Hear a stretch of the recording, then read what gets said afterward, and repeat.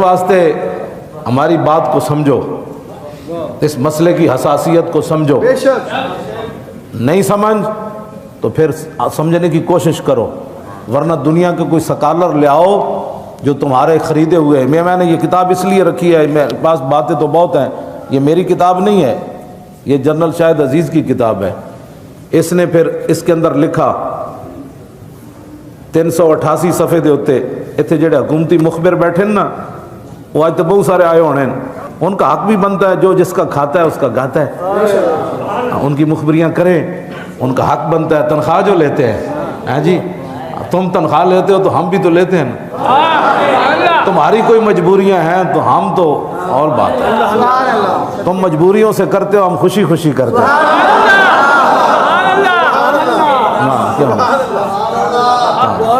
ہاں جی بس یہ تو فیصلے صرف آنکھ بند ہونے کی دیر ہے، دنیا میں بھی ہو جائیں گے لیکن آنکھ بند ہونے کی بھی دیر ہے۔ جب ہر طرف اندھیرا چھا جائے گا، وہ کہے گا او وہ مجبوریاں کدھر گئیں آج، اور پھر ہماری جو خوشیاں ہیں ہاں جی لحاظ میں عشق رخ شاہ کا داغ لے کے چلے، اندھیری رات سنی تھی چراغ لے کے چلے۔ ہاں تمہیں پتہ ہی نہیں ہے یہ مجبوریاں تمہیں کہاں لے جائیں گی۔ مجبوریاں صحابہ کی تو نہیں تھی نا، ہاں جی ان کی مجبوریاں تو نہیں تھیں۔ ہمارے پورے تاریخ اسلام میں مجبوریاں تو اب تمہاری بنی ہیں، نہ اللہ رسول کی تمہیں کوئی حیا ہے، نہ تمہیں کوئی غیرت ہے، اور تم جب یہ تو تمہارا یہ جرم بھی قیامت تک معاف نہیں ہونے والا کہ تم نے مسجدوں کے سپیکر اتار کر، سپیکر بھی ساتھ لے جا کر، اور مولوی کو جب تم نے مجسٹریٹ کے سامنے پیش کیا تو اس نے پوچھا یہ مولوی کیا کر رہا تھا، کہا یہ سپیکر پر درود و سلام پڑھ رہا تھا۔ یہ سپیکر بھی حاضر ہے، یہ مجرم بھی حاضر ہے، اور پھر وہ یہود و نصارہ کا ایجنٹ کہتا ہے اچھا اس کو 25,000 روپے جرمانہ ہے۔ ہاں یہ تمہارا جرم جو ہے نا، یہی جرم قیامت تک تمہارے منہ پر کالک، اس کہ کیا جرم کر رہا تھا، یہ کہتا ہے سپیکر میں درود و سلام پڑھ رہا تھا، اور مولوی بھی پیش ہے اور سپیکر بھی اتار کر تم لے گئے، تمہارا یہی جرم ناقابل معافی ہے۔ ہاں باقی جرم تو تمہارے جو ہے نا، تم کیا سمجھتے ہو کہ تم پتہ نہیں ہے کسی کو، تو مشو مغرور بر حلم خدا، دیر گیرت سخت گیرت مر تو رہا۔ مولانا روم فرماتے ہیں اللہ کے حلم اور بردباری پر تو اکڑ نہیں، تو سمجھتا اس کو پتہ نہیں کہ تو درود و سلام پر پرچے کاٹے، علماء کو داڑیاں نہیں دیکھی، نوچی تم نے، اور ان کے کوٹوں میں لے گئے کہ یہ مجرم ہے، مصطفیٰ جان رحمت پڑھ رہا تھا۔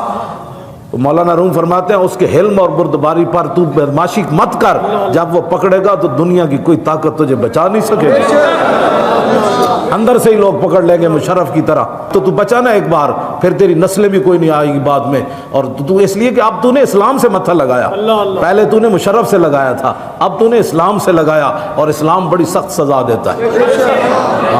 ہاں اسلام بڑی سخت سزا دیتا ہے۔ ہاں جی اس واسطے انسان کے بچے بنو۔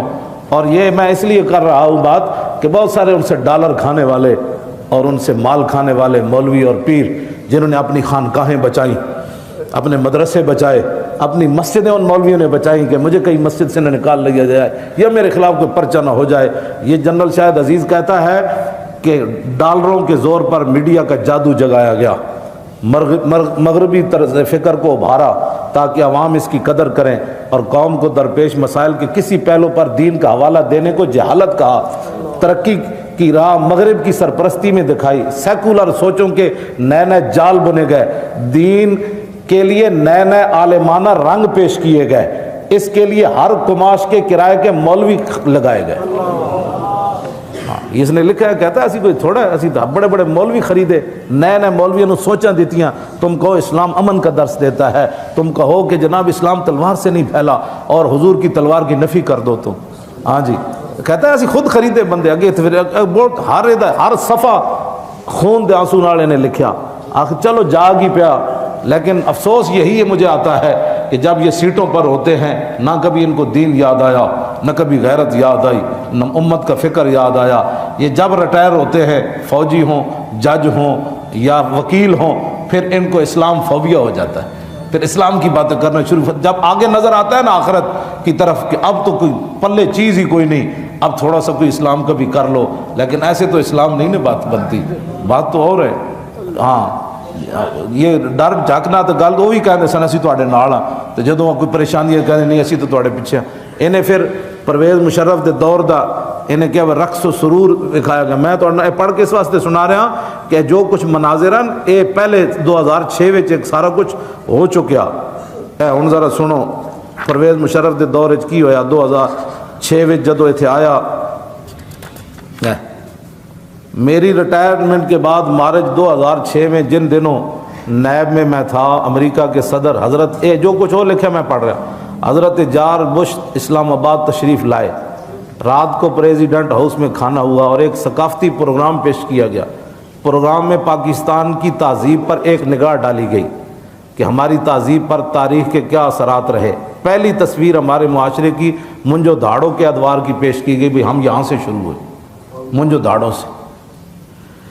نیم اریاں لڑکیوں نے ناچ کر ہمیں سمجھایا کہ ہماری ثقافت کی ابتدا یہاں سے ہوئی. یہ ان کا بندہ لکھ رہا ہے. میں تو بات کرتا ہوں تو کہتا ہے یہ بڑی سخت باتیں کرتا ہے. کہنے لگا پھر بتایا گیا کہ الیگزینڈر کس کہتے ہیں ہاں اس کے آنے سے ہم نے پھر ایک نیا رنگ حاصل کیا. اس رقص میں فیشن بھی بدل گیا اور لباس بھی مزید سکڑ گیا. یعنی جڑا تھوڑی بہتے انہوں نے پایا سی تھوڑا مزید سکڑ گیا. پھر اگلا رقص عکاسی کرتا تھا ہندوانہ تہذیب کی برہنگی کا. پھر لڑکیاں ننگیاں ہو کے پھر انہیں ہندو کا پھر ایسی ہندو بنیا جس کا اثر ہماری تہذیب پر رہا. جب لباس غائب ہونے لگے تو میں ڈرا کہ آگے کیا آئے گا. لیکن پھر کافرستان کی رقاصائیں آئیں کہ یہ اب بھی یہاں ناچتی ہیں. یعنی اب جو ہے ہمارا پاکستان ایسا ہے. اس ایک پیشکش میں کچھ ملبوس نظر آئے. اگلے رقص میں چھتریاں لیے برطانیہ کی میم صاحبائیں دکھائی گئی جنہوں نے چھتریوں کے علاوہ دستانے بھی پہنے تھے اور کچھ رومالیاں سی باندھی ہوئی تھی.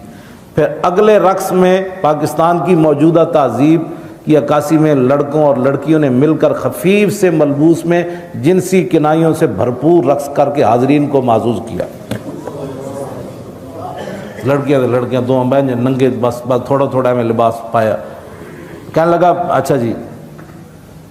آخر میں ایک انوکھا رقص پیش کیا گیا اور کہا گیا کہ یہ وہ مستقبل ہے جس کی طرف ہم جا رہے ہیں. حال تو ہمارا یہ ہے لڑکیاں لڑکے ننگے کر کے تھوڑے تھوڑا لباس پوا کے نا تو نہ نچایا. بھئی ہمارا پاکستان کا حال یہ ہے.